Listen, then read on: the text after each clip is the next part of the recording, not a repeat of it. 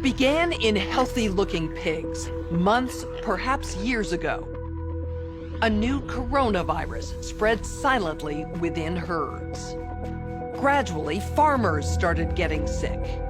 Infected people got a respiratory illness with symptoms ranging from mild flu-like signs to severe pneumonia.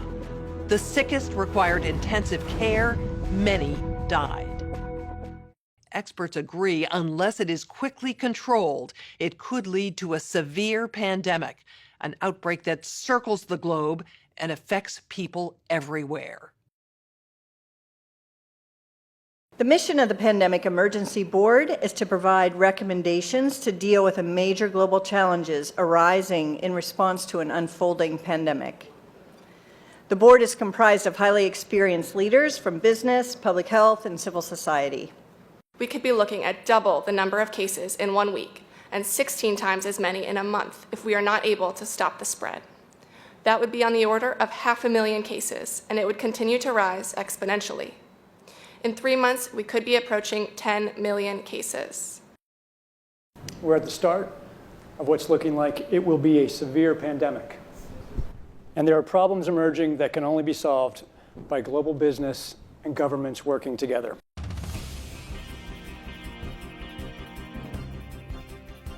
We have known about CAPS-like viruses in animals and people for decades, but have not been successful at developing a licensed vaccine. And sure, there are new technologies that may help, but it's going to be difficult. I am not optimistic about having a vaccine in time to be relevant during this pandemic. So the policy crisis in question for this board in this meeting is this: how should governments, business, and international organizations allocate and distribute pandemic antivirals and medical supplies to the people who need them most? What we've seen work very well in the HIV field is, in fact, procurement through the Global Fund. So having a centralized mechanism, so financially able to procure on behalf of affected countries would be critical. I think the second thing is it's going to be very important that for the business sector, for manufacturers of antivirals, that we have clarity around what the need is and where the need is and who are making the decisions. I think that given that the countries most affected are those that are low and middle income countries with unequal access to technology, to finances, the UN has a worldwide footprint, universally recognized, and universal membership. A global stockpile would certainly help ensure more rational and strategic allocation, but the reality is that we don't have the logistics capability, even within the UN, to bring that together in one place and run it. So this is where I think a collaboration between the international organizations like the World Health Organization and the private sector, which runs these supply chains for many purposes every day, understand where the supplies are, make smart decisions about how to allocate them to the people who need them in the places that need them the most, and then work with the industry to move those supplies from where they are today to where they need to be.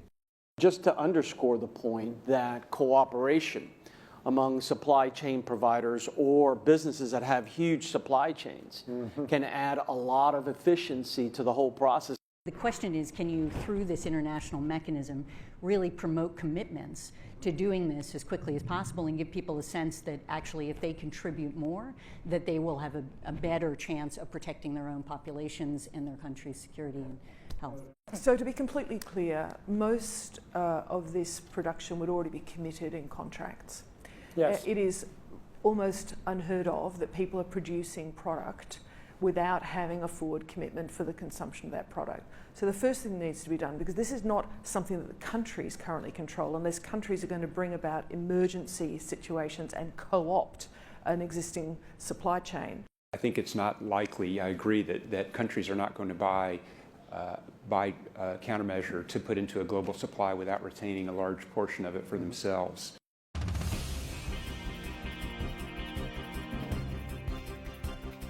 Public health agencies have issued travel advisories, while some countries have banned travel from the worst affected areas. As a result, the travel sector is taking a huge hit. Travel bookings are down 45%, and many flights have been canceled. A ripple effect is racing through the service sector. Governments that rely on travel and tourism as a large part of their economies are being hit particularly hard. How should national leaders, businesses, and international organizations balance the risk of worsening disease that would be caused by the continued movement of people around the world against the risks of profound economic consequence of travel and trade bans? If there's some sense that there's a UN institution that can do all of this, then I worry we're suffering from a delusional disorder on the power of the UN. It's really important to get those industries and their trade associations and an efficient leadership established which is decentralized but has a collective responsibility and accountability. And that needs to be supported by the public leadership. What is essential, what is non-essential travel, we have to clarify this. Otherwise, if we go down to 20% bookings over a long period, the company will run down. That's a fact. You know, there's a whole complex set of issues in a highly interdependent world on supply chains that are just in time. We need to think about how much flex there is in that just-in-time supply chain system and make sure it keeps running. I think it's going to take specificity, and it's going to take knowledge that only the private sector has. The UN can play an important coordinating facilitation role, but the companies know where those commodities are, where they move, how to move them, and that's where a type of public-private collaboration that we have not generally had in these crises needs to be put together pretty quickly. We are not out of money yet, but the fact is we are trending in a dangerous direction and something needs to change. So the policy question for this board now is how should financial resources be prioritized? Are there nodes that we cannot allow to fail? What is your sense of priorities? We don't have money to pay for all of these urgent problems. So at the moment, we want the funds, right? You need the money. So where's the money? So government kind of supplies some money. A lot of, private sectors, some are sitting here, you have some money. But now you need a really coordinated, centralized efforts. Hotels will be experiencing, crippling losses doing that. And we know that the hotel business in itself makes up 5% of the GDP. Governments need to be willing to do things that are out of their historical perspective, or for the most part, it's really a war footing that we need to be on. We shouldn't underestimate the power of entrepreneurship. We need to escalate that, whether it's through the government's helping with tax breaks or subsidies of that nature to increase manufacturing of those types of products. It can happen quickly. A Marshall-type plan, don't mean to say that exactly, but a Marshall plan that can go into effect can stimulate change very quickly.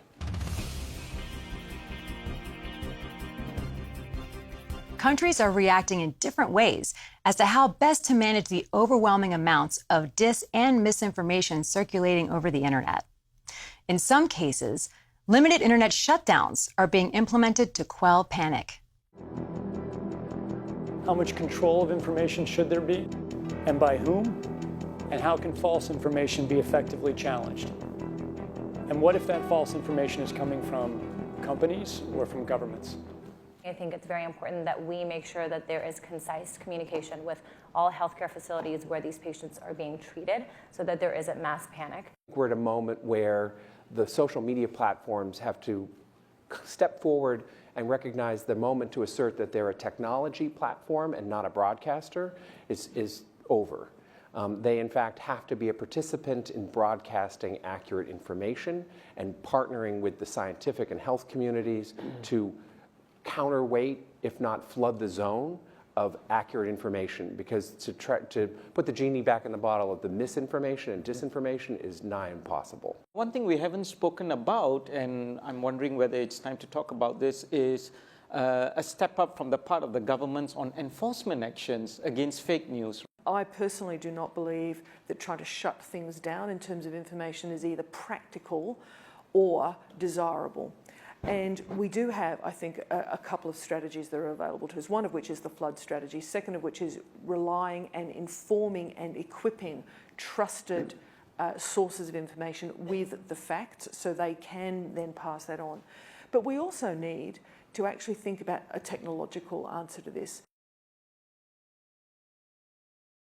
The outcome of the CAPS pandemic in Event 201 was catastrophic. 65 million people died in the first 18 months. The outbreak was small at first and initially seemed controllable, but then it started spreading in densely crowded and impoverished neighborhoods of megacities. From that point on, the spread of the disease was explosive. Within 6 months, cases were occurring in nearly every country. The global economy was in a free fall.